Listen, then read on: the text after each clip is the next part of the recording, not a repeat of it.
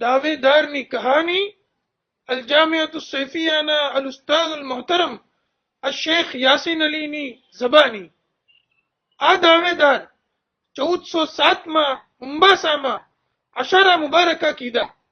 તે સાલ મિયા સાહેબને નેરોબીમાં અશારા મુબારકાની વાઝ કરવાના ફરમાન હતા. સુનો એની ઝબાની.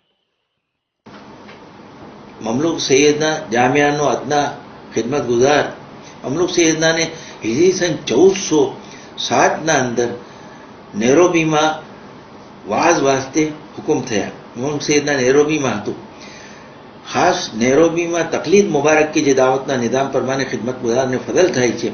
મૌલાના બાબા સાહેબનો મોહર છાપવાળો રદા મુબારકનો કાગઝ કે જેમાં ઉમરુદ્દીનની રદા અને વાઝની નહેજ મુતાબિક કરવાના હુકમ હોય છે તે ફરમાન મને પહોંચાડવામાં આવ્યા. મોહરમ હરામની 20મી તારીખથી મમલુક સૈયદનાએ વાઝ શરૂ કરી.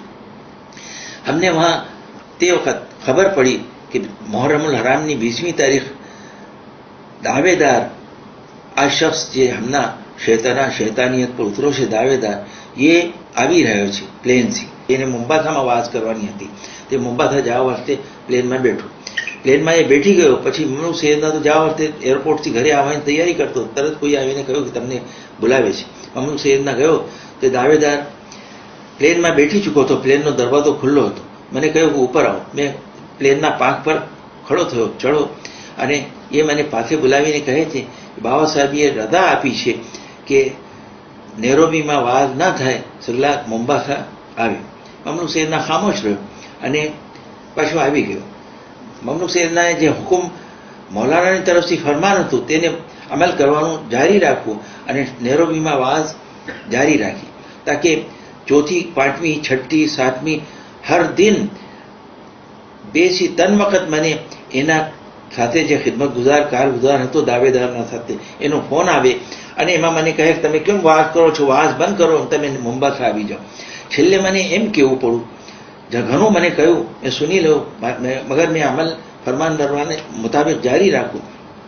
છેલ્લે મને એમ કહેવું પડ્યું કે તમે મને એમ કહો છો કે મેં વાઝ ના કરું, તો મને તો બાબા સાહેબનો હુકમ મોહર છાપવાળો ફરમાન તકલીદ મુબારક મને ફદલ થઈ છે, એમાં મને હુકમ કરવામાં આવ્યો, તેનો મુતાબિક મેં અમલ કરું છું. હવે તમે મને ફોન પર કહો છો તો એનું સનદ શું? કાલે ઉઠીને તમે કહ્યું ના અમે તો હુકમ નહોતો કીધું, અમે તો વાત નથી કીધી, કોઈ બીજાએ કીધી, તો તમે મને લીખીને આપો. મેં લીખીને તમારું લિખાણ મુંબઈ મોકલું છું. અગર વહાંથી એમ થાય કે આ લિખાણ મુતાબિક અમલ કરો, મેં અમલ કરી, નહીં તો મેં બાબા સાહેબના ફરમાન મુતાબિક અમલ કરી જ રહ્યો છું.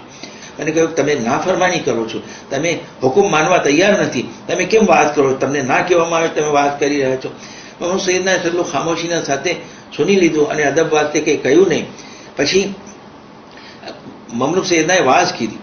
પછી મને 8મી, 9મી તારીખ દેખું કે ઘણું જ જ્યાદા પ્રેશર એની તરફથી છે, મને મુંબાસા જવું પડ્યું.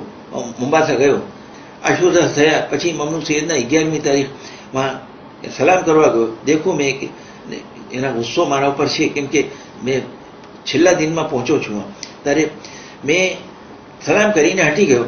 બીજા લોકોને કદમ સલામની મજલિસમાં બી દાવેદાર તરફથી જે કામ કરનાર છે એ લોકો સજદો દિલાવા વાસ્તે જબરદસ્તી કરતા હતા. મેં દેખું તે વખત મને વહાના એક મુખલિસ શખ્સ પૂછ્યું કે સાહેબ આપ સજદો નહોતા દેતા, સજદો કેમ ના દીધો? એ કહ્યું કે ભાઈ તમે મને પૂછો છો વારંવાર, મેં ખામોશ રહ્યો એ જ એનો જવાબ છે, પણ તમે પૂછે જ જાઓ છો.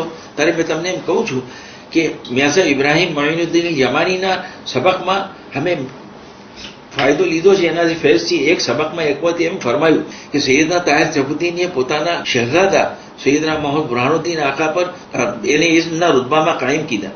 તે બાદ પછી નસ બી ફરમાવી. નસ ફરમાવાના કેટલોક વખત પછી મૌલાના તાહિર સૈફુદ્દીનના હુકમથી વદારત તરફથી મિસાલ શરીફ ગામે ગામ મોકલવામાં આવ્યા કે જે બી હવે સૈયદના બુરહાનુદ્દીન આખાને કદમબોઝ થાય તો સજદો દઈને કદમબોઝ થાય, સજદો દેવાનું હુકમ ફરમાવવામાં આવ્યું.